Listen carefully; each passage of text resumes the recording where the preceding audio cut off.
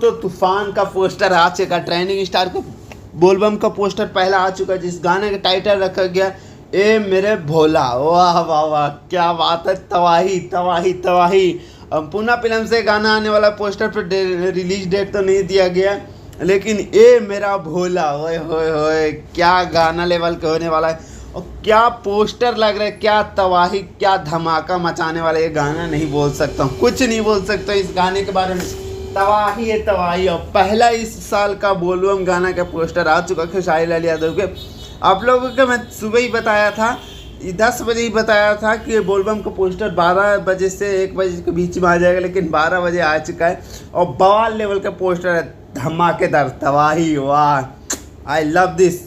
आखिर अखिलेश कश्यप ने Sunil poster release कर दिया और कल या आज टीजर शाम तक आ जाएगा और तबाही मचने वाला। सो ज़्यादा कुछ नहीं बोलता हूँ, दूर दूर तक शेयर कीजिए। ओके बाय, लव यू, मिलता हूँ नेक्स्ट अपडेट में, लव यू।